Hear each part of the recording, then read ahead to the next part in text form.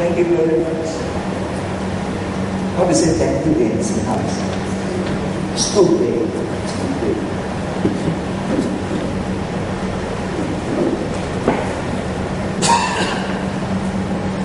Let's hear miracles.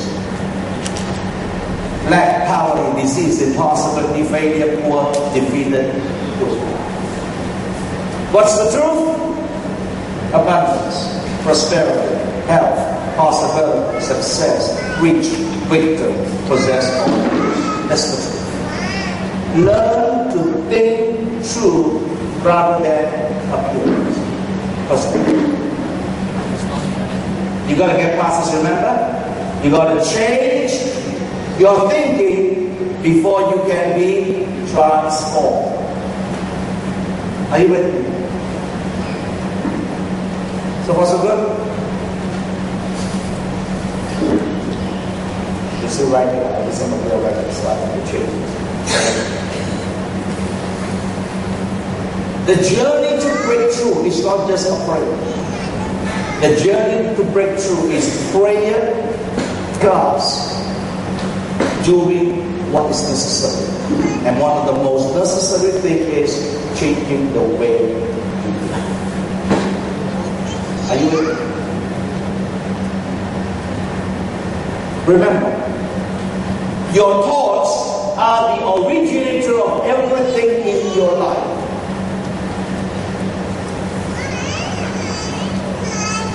I share with you yesterday. When I first got saved and I walked with God, I was so intimate. I used to converse with God, and one of those things I told God was, I want to see the whole world. Was it possible? No way. Because I was born in a very poor family. My father died when I was 5 years old, and most of my brothers, we are a family of nearly 10 people.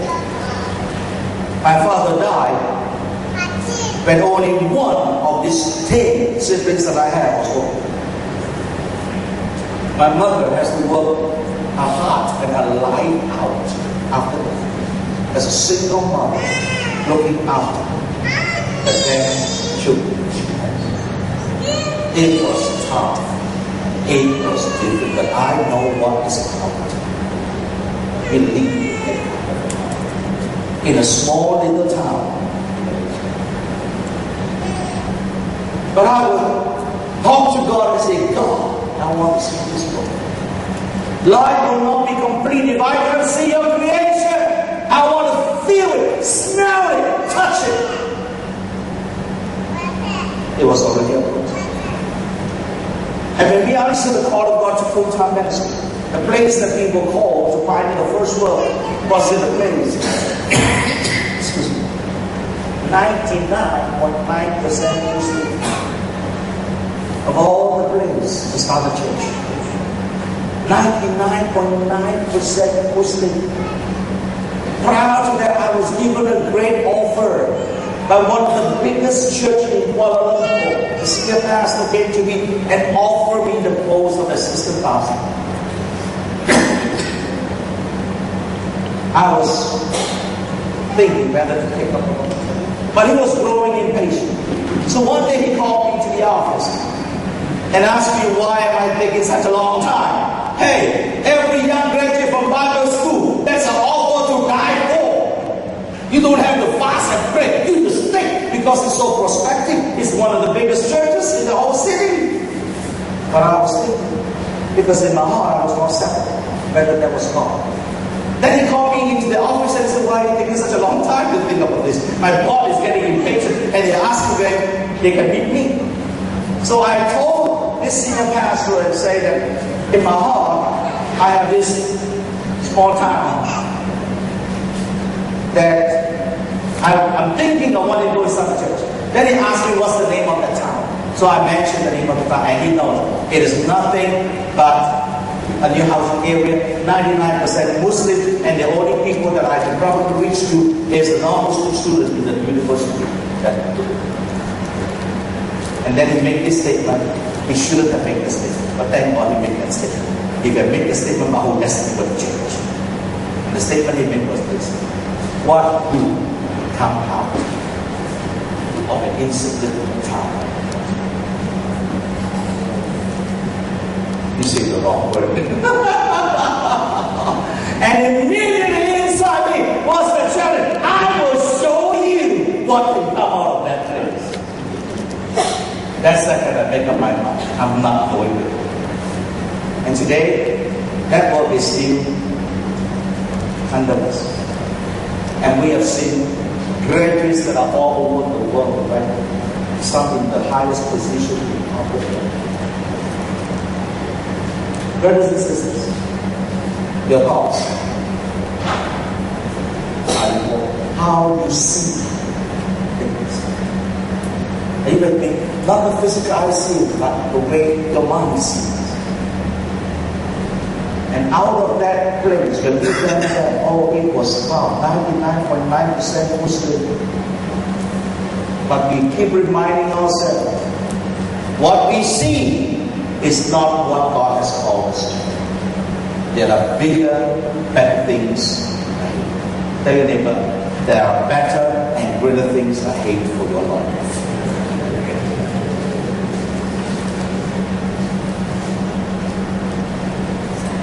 Man can form things in his thoughts, and by faith, they cause the thing he thought about to be.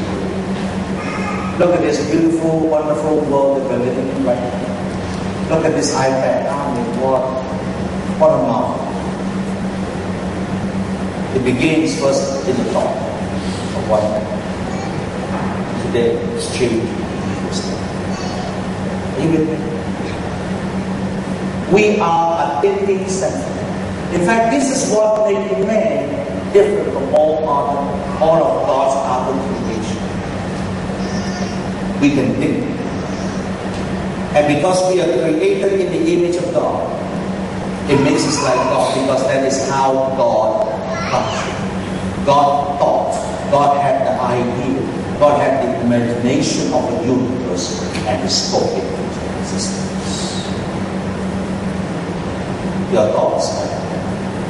Tell neighbor, your thoughts are there. Write down as many things and events that you have experienced, which begin with a thought. I'm telling you, you have experience like that. How sometimes in the most unlikely situation and place, all of a sudden you have this thought. And you didn't think much about it, you just leave it. But you believe. And that thought leaves you. And maybe weeks later, months later, or years later, one day,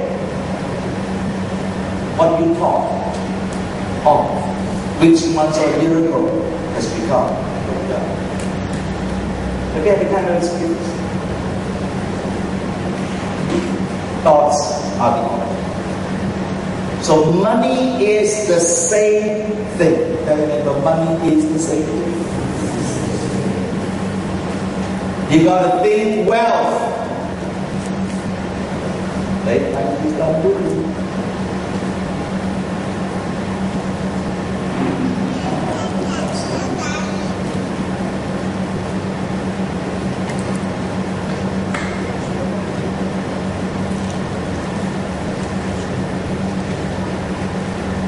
Thinking in something.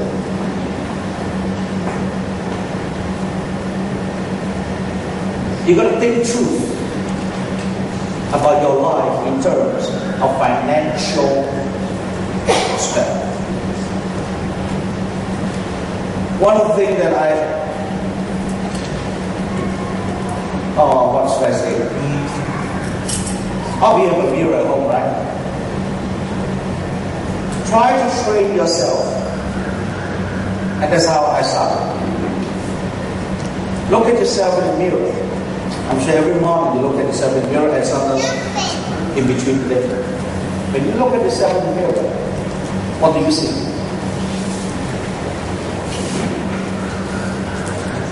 Declare and speak to that face that you see. Your thoughts about that face.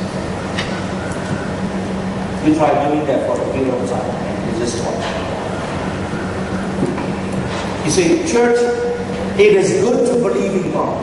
But until you begin to believe also in what God is doing in your life, you're not going to see much.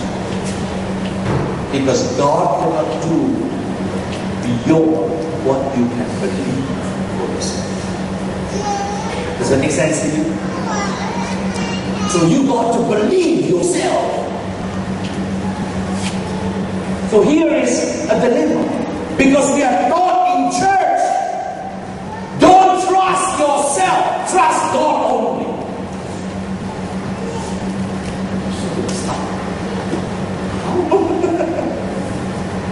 Trust God, don't trust myself. So we end up. Now there's a truth in that, but at the same time, if not handled properly, you end up becoming a person with no confidence. Fearful all the time. Are you with me? What we must not do is to think we are so smart and become arrogant. Are you with me?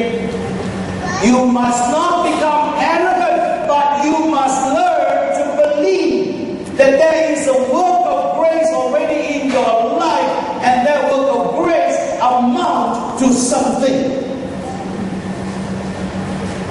Take your faith. What is it? Think you can be rich. Now you're looking at me one time. Look at the neighbor with a smile and say, think that you can be rich.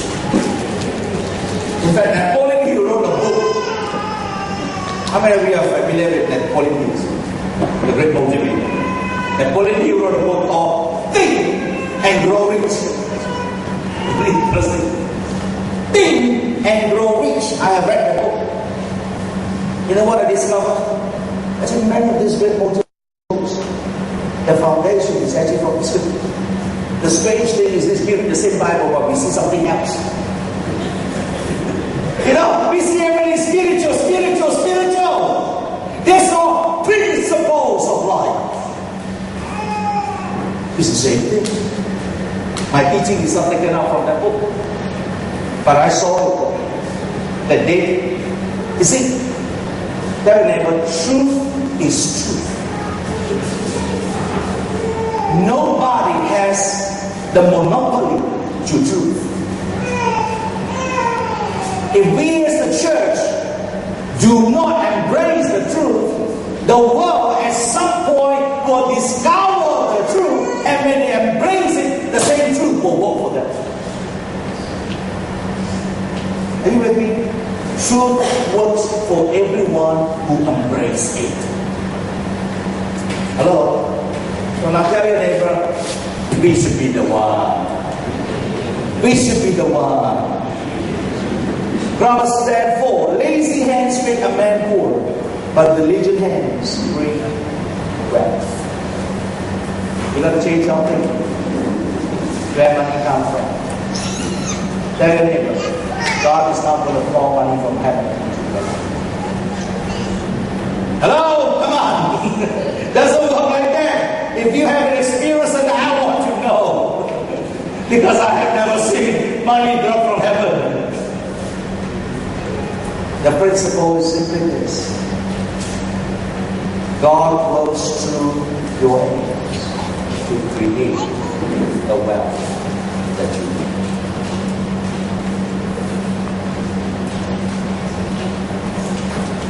Timothy 6:17-19.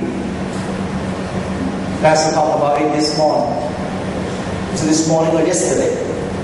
Command those who are rich in this present world not to be arrogant or to put their hope in wealth, which is so uncertain, but to put their hope in God, who richly provide us with everything for our life. The reason why we as Christians run after wealth is because it's stupid to run after wealth. Why would you run after something that's running after you? How to get it? That's what Timothy is being taught by Paul here. Teach those guys who want to get rich, who are rich, tell them the wealth is nothing. Don't be arrogant.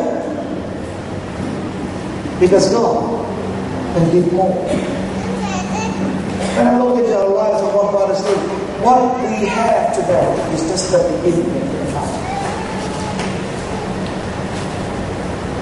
And we are quite, I would say we are quite good volunteers. Think of few meetings this way. But it's only the beginning.